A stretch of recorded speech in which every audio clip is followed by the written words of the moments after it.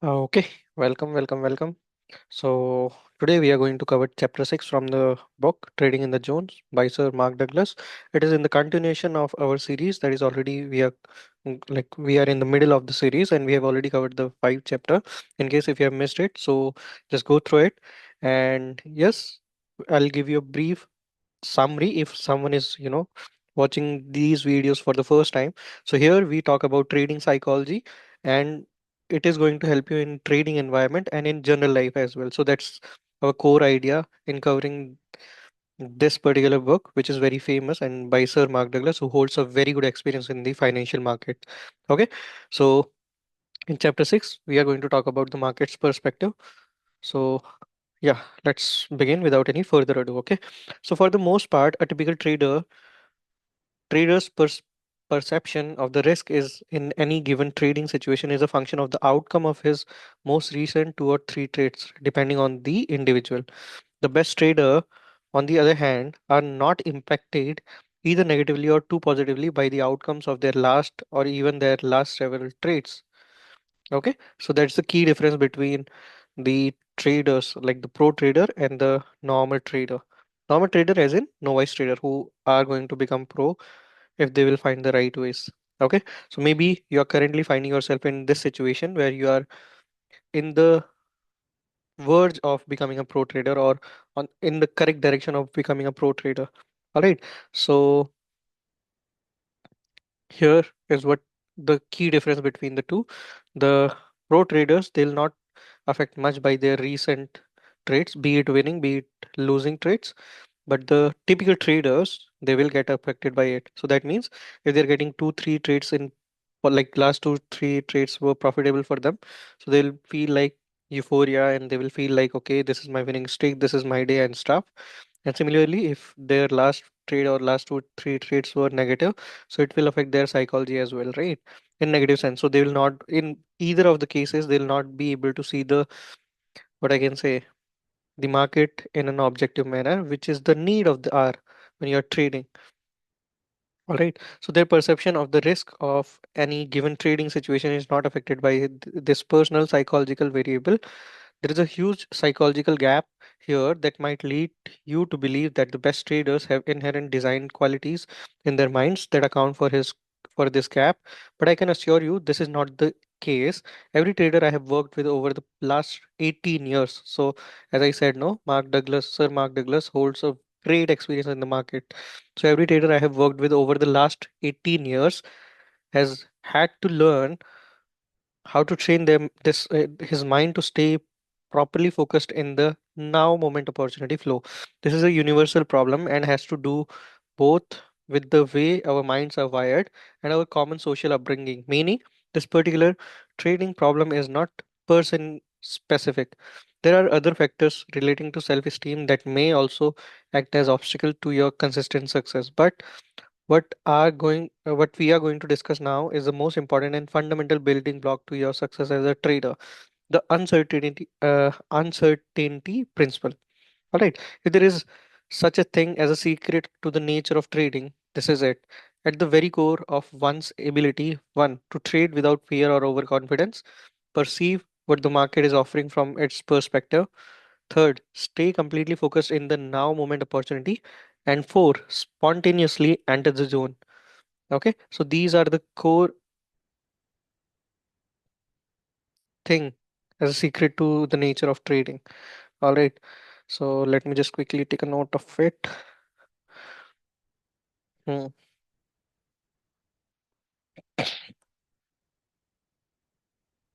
Okay, so that means if I'll go through it once again, the first one is to trade without fear or overconfidence. Either of them are not good for you in a longer term. Perceive what the market is offering from its perspective. From market's perspective, stay completely focused in the now moment opportunity flow and spontaneously enter the zone. It is a strong, virtually unshakable belief in an uncertain outcome with an edge in your favor. The best traders have evolved to the point where they believe, without a shred of doubt or internal conflict, that anything can happen. And that is a much needed thing, especially when you are in the trading environment and you are your own boss, right? So there are no rules that you have to abide by. Accept the laws or rules that you made for yourself. All right, so you need to be disciplined. You need to follow the rules that is made by you as ardent as possible. Okay, they don't just suspect that anything can happen or give lip service to the idea. Their belief in uncertainty is so powerful that it actually prevents their mind from associating the now moment situation and circumstance with the outcome of their most recent traits. By preventing the association, they are able to keep their minds free of unrealistic and rigid expectation about how the market is going to express itself. Okay, so in case you're finding it difficult, like how to, you know, be in the now moment, so that means you need to be strong headed, and for that you have to find out which ways works the best for you. And here also you might be able to find one way for yourself. Okay, so you have to be in the now moment despite whatever the last trade, you know, like in whatever direction the last trade went for you, like be it profitable, be it in a losing position, whatever the situation was. Instead of generating the kind of unrealistic expectation that more often than not result in both emotional and financial pain, they have learned to make themselves available to make advantage to take advantage of whatever opportunities the market may offer in any given moment. Making yourself available is a perspective from which you understand that the framework from which you are perceiving information is limited related to what's being offered. So you have to understand the market's perspective. You need not to give your own perspective to it. Okay, you might have a good day going on for you. That means you'll get the feeling of euphoria before even entering the trade, and then you'll be like all good feeling like everything good is going to happen with me. That's not the ideal case to enter in the market. All right, and similarly the other way around also, if you feel like you're having a bad day, or there are certain outward or the external environment is affecting you in negative sense, so then also you should not take that with you while during trading basically. All right, you have to be stoic before entering the trade is what I'm trying to say over here. Our minds don't automatically perceive every opportunity that present itself in any given moment. The boy and the dog illustration from chapter 5 is a perfect example of how our personal versions of the truth are reflected back to us. The same land of perpetual blindness happens all the time in trading. We can't perceive the potential for the market to continue to move in a direction that is already against our position. If, for example, we are operating out of fear of being wrong, the fear of admitting we are wrong causes us to place an inordinate amount of significance on information that tells us that we are right. Yes, so recently I was making this video in which I was, you know, through my journal I was introspecting and retrospecting what are the mistakes that I have committed, and I was trying to figure out the solution for the same. And then it was one of the problem that I came across. That means when I was in a winning position or even in the losing position, I am only looking at one direction. So for an example, if I'm in a losing position, I'm only seeing or picking the information from the market which is showing me that the market will go in my direction soon, even though I'm in a losing position. So it makes me feel okay, the loss is going to recover and I'm going to earn big from this particular trade. So that allows me to stay in the trade. But does that information given by the market or the one that I perceive is actually correct? Is it the accurate one? No, because it got hampered by my perspective in it, right? I was only looking at one type of information rather than being objectively open to the market, right? This happens even if there's ample information to indicate that the market has in fact established a trend in the opposite direction of your position. Okay, and that will stop you from cutting short your losses. All right, cutting short your losses is also a kind of profit. You'll realize it in case if you haven't realized it yet. No trade is also profit, and cutting short your losses is also profit. Okay, a trending market is a distinction about the market's behavior we can ordinarily perceive, but this distinction can easily become invisible if we are operating out of fear, the trend, and the opportunity to trade. So, for now, if you are looking for the answer, like what to do in such situation when the external environments are feeling making us feel very overwhelming, and we are keeping this load of past experience with us, the baggage of the past experiences with us, that is making us fear or it is stopping us to judge the market objectively. So in that case, skip that day, skip that hour, or whatever is suitable for you. Do not enter until unless you are stoic. Okay, do not carry this baggage with you. Now the trend and the opportunity to trade in the direction of the trend don't become visible until we are out of the trade. In addition, there are opportunities that are invisible to us because we haven't learned to make the distinction that would all allow us to perceive them. Recall our discussion in chapter 5 of the first price chart you have ever looked. What we haven't learned yet is invisible to us and remains invisible until our minds are open to an exchange of energy, a perspective from which you make yourself available takes into consideration both the known and the unknown. For example, you have built a mental framework that allows you to recognize a set of variables in the market behavior that indicates when an opportunity to buy or sell is present. This is your edge and something, so basically nowadays this term that is very, you know, prevalent in the market or in the social media whenever it comes to trading is, what is your strategy? So basically by strategy what they are trying to say is, what is your edge? What are the indicators, or what are the uh, I can say sign that is looking at the market to enter in the trade that is going to turn out in your favor? All right. So this is what author is also talking about. This is your edge and something. However, what you don't know is exactly how the pattern your variables identify will unfold. With the perspective of making yourself available, you know that your age places the odds of success in your favor, but at the same time, you completely accept that the fact that you don't know the outcome of any particular trade by making yourself available. So you are trying to do both the things at the same time, and it might sound contradictory to you, but it is not contradictory at all, and it is a much needed thing. So in one thing you're certain, okay, this is my strategy, this is my edge, and it is going to work, it is going to give me the kind of profit that I'm seeking from the market, or it is going to make me a winning position. But at the same time, when you're entering in a trade, you have to have this clear information in your mind that this trade is going to be uncertain. It can go in either direction. So that's why the term predefined loss comes into existence. The SL, stop loss, comes into existence. Okay. You're doing your best and then you're entering in a trade, and then market will tell you if you're correct or not.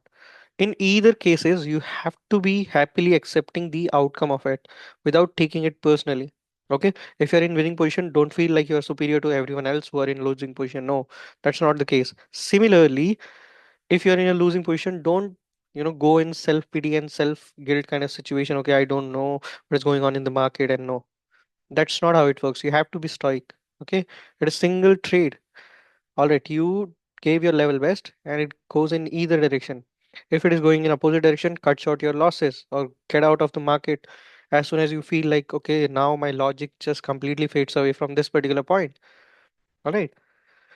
Now, by making yourself available, you consciously open yourself up to find out what will happen next. Instead of giving way to an automatic mental process that causes you to think you already know. Adopting this perspective leaves your mind free of internal resistance that can prevent you from perceiving whatever opportunity the market is making available from its perspective, and which is truth, right?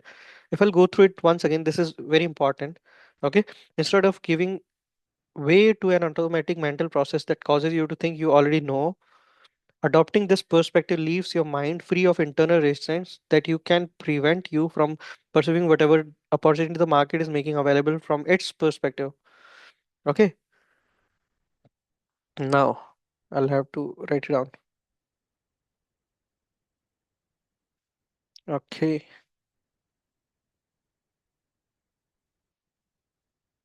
all right. Till this point, I have to take a note of it to get the fuller context.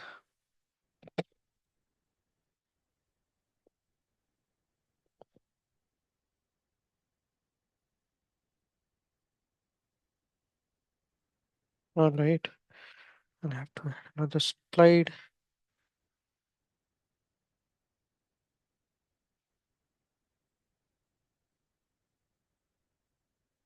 All right.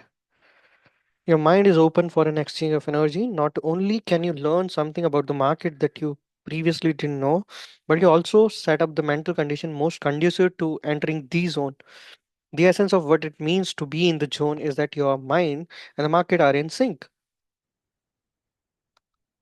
Trading in the zone. Now the title justifies itself, right? That means your mind and the market are in sync. Hmm. As a result, you sense that what the market is about to do, as if there is no separation between yourself and the collective consciousness of everyone else participating in the market. The zone is a mental space where you are doing more than just reading the collective mind. You are also in complete harmony with it. Okay?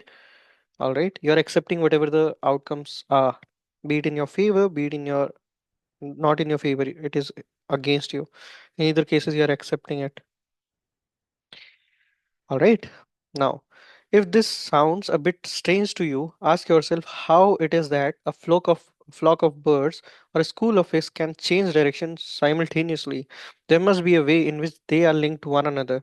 If it is possible for people to become linked in the same way, then there will be times when information from those with whom we are linked can and will bleed through to our consciousness.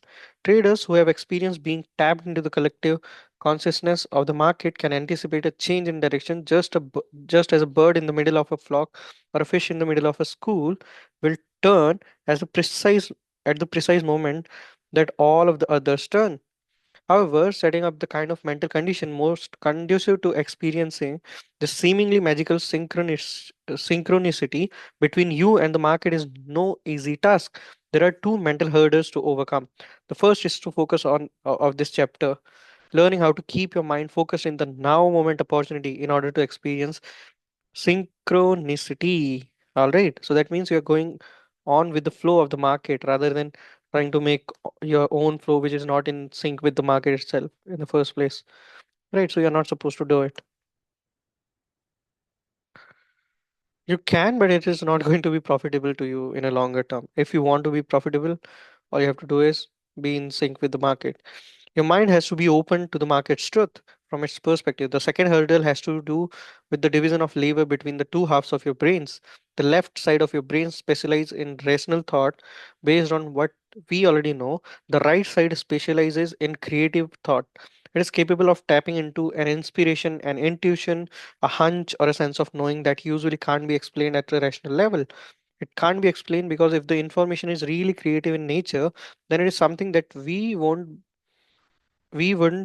know at a rational level. By definition, true creativity brings forth something that didn't previously exist.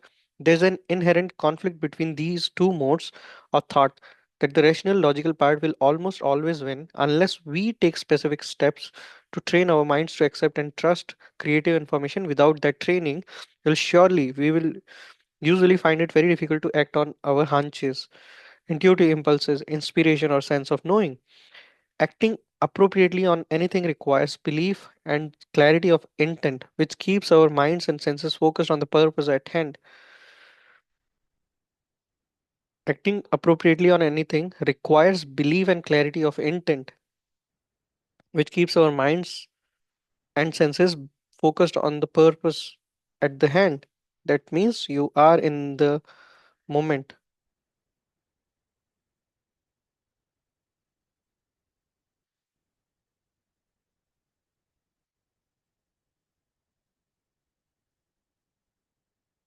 Okay. If the source of our action is creative in nature and our rational mind hasn't been properly trained to trust this source, then at some point in the process of acting on this information, our rational brain will flood our consciousness with conflicting and competing thoughts. Of course, all of these thoughts will be sound and reasonable in nature because they will be coming from we from what we already know at a rational level, but they will have the effect of flipping us out of the zone or any other creative state of mind. There are few things in life more frustrating than recognizing the possibility evident from intuition, or an inspired idea and not taking advantage of that potential because we talked ourselves out of it. I realized that What I have just said is still much too abstract to implement on a practical basis. So I'm going to take you step by step through when it comes to me, like what it means to be completely focused in the now moment opportunity flow. My objective is that by the time you have read this chapter in chapter 7, you'll understand without a shred of doubt why your ultimate success as a trader cannot be realized until you develop a resolute, unshakable belief in uncertainty.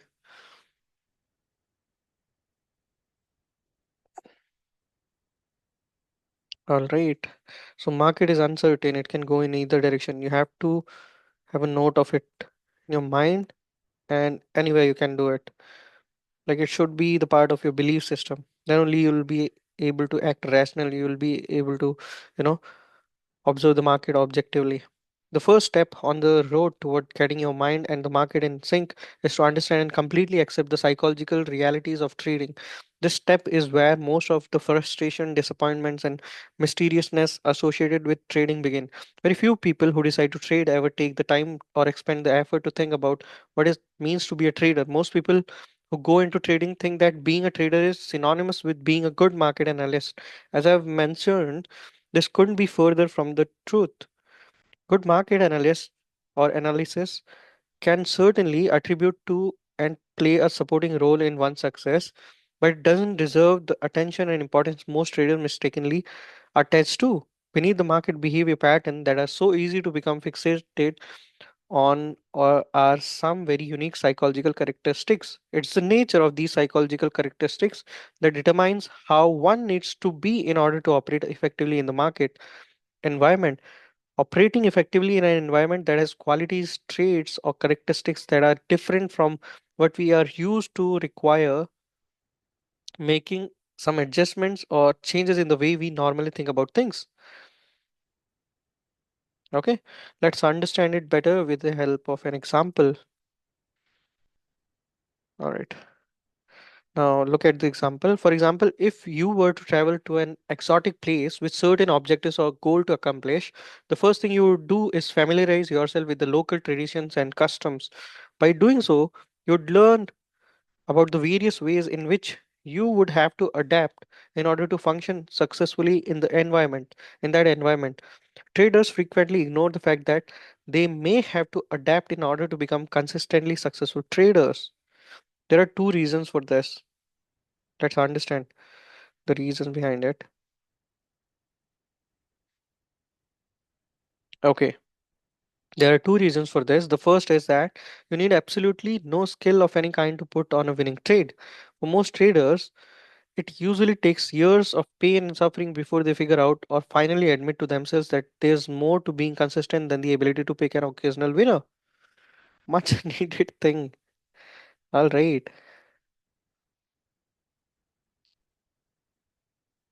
So that means a guy who know nothing about the market can also enter in the market and earn more profit than you after doing all the analysis and you know all the kind of work that is required to be in the market. But it can be one time thing. If you want to survive for a longer run, if you want to become a consistent trader or profitable trader for that matter, then you have to understand this very idea that the there is no skill required for a winning trade. Okay. The second reason is that you don't need. Okay, let's go through it once again. The first is that you need absolutely no skill of any kind to put on a winning trade. For most traders, it usually takes years of pain and suffering before they figure out or finally admit to themselves that there's more to being consistent than the ability to pick an occasional trader. What is your what is your aim? Being consistent, not the occasional winner, right? The second reason is that you don't have to travel anywhere to trade. All you need is access to a phone. You don't even have to roll out of bed in the morning. Even traders who normally trade from an office don't have to be in office to put on a take off their trades because that is also important. You don't need big setups and whatever is shown in social media. If you feel like that's the much needed thing to have over the psychological advances then you are so wrong, my friend. Because we can access the internet and with the market from personal environments that we are intimately familiar with. It seems as if trading won't require any special adaptation in the way we think. To some degree, you are probably already aware of many of the fundamental truths, psychological characteristics about the nature of trading, but having an awareness or an understanding of some principle, insight, or concept doesn't necessarily equate to acceptance and belief. When something has been truly accepted, it isn't in conflict with any other component of our mental environment. When we believe in something, we operate out of that belief as a natural function of who we are, without struggle or extra effort. Yes, that's a fact.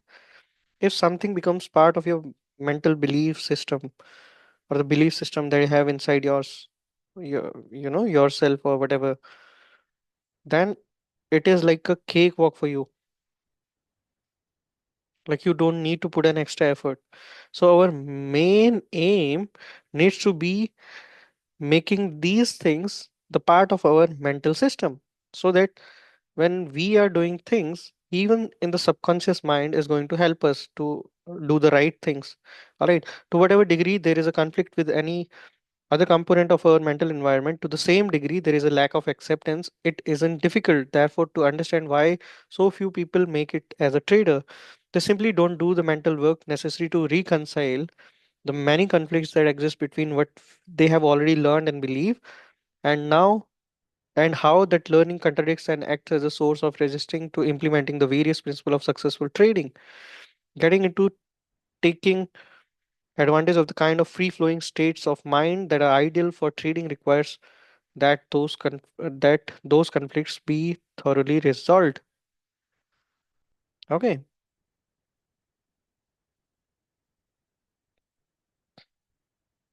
all right. Now let's understand this, and this is probably the final topic of this chapter, I feel like. Well, okay, all right. Yes. Market's most fundamental characteristic, it can express itself in an almost infinite combination of ways. The market can do virtually anything at any time.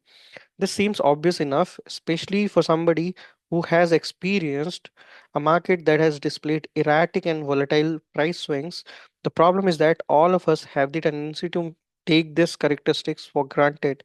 Okay, let's cover this in the next video. Okay, this is going to be the first part of the chapter 6, and in the next one we are going to cover the next part of the chapter 6. So basically in this chapter what we have covered so far, what is the need of being in the present, or in the moment, why it is much needed thing. Okay, so that's what we have covered so far, and then we will continue it in the next part. So in case if you have been there for this point, so thank you so much for the same, and have a great day ahead. In case if you have any doubts or any suggestions, then like you can put it right in the comment box itself. And thank you so much, have a great day ahead, have fun. Thank you so much, universe. Thank you so much, Radharanji. Peace out.